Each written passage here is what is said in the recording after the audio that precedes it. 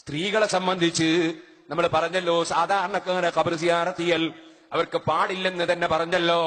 എന്നാൽ അമ്പിയാക്കൾ ഔലിയാക്കളെ ഖബർ സിയാറത്തിന് പോകുമ്പോഴോ ഇന്ന് പോകുന്നത് പോലെ പോകാൻ പാടില്ല. ഇന്ന് പോകും പോലെ ഞാൻ പറഞ്ഞതിനർത്ഥം ഉറൂസ് നടക്കുന്ന സ്ഥലങ്ങളില്, നേർച്ച നടക്കുന്ന മഖബറകളില് വേണ്ട. ഇന്ന് കുറെ ഔലിയാക്കളെ മഖബറ നമ്മൾ കാണുന്നുണ്ട്. വലിയ വലിയ മഹാന്മാര് തന്നെയാണ് അവര്. മമ്പർത്തങ്ങൾ മഹാനല്ലെന്ന് പറയാനൊക്കുമോ? മഹാനായ ശൈഖിന്റെ വഴിയിൽ മറിയപ്പെട്ട ആള് മഹാനല്ലെന്ന് പറയാനൊക്കുമോ? ഉമർ ഖാദി റഹിമഹുല്ലാഹ് മഹാനല്ലെന്ന് പറയാനൊക്കുമോ? സൈനുദ്ദീൻ മഖ്ദൂബ് തങ്ങൾ മഹാനല്ലെന്ന് പറയാനൊക്കുമോ? അലിയുൽ കൂഫി തങ്ങൾ മഹാനല്ലെന്ന് പറയാനൊക്കുമോ? ഉള്ളാളത്തെ മഖ്ബറയിലുള്ള മഹാനല്ലെന്ന് പറയാനൊക്കുമോ? അവർക്ക് വലിയ വലിയ മഹാന്മാരല്ലേ. നാഹൂറിലും അജ്മീറിലും അതുപോലെ എർവാടിയിലൊക്കെ മഹാന്മാരില്ലേ.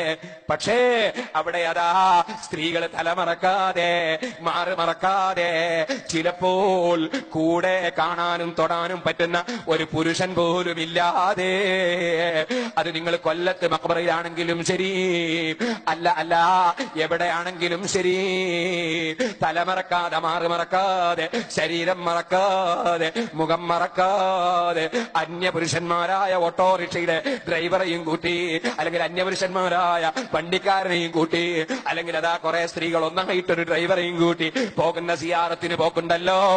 അന്യപുരുഷന്മാരോട് കൂടെയുള്ള പോക്കും ശരീരം മറക്കാതെയുള്ള പോക്കും അത് ഹറാമായ പോക്കാണ് കേട്ടോ.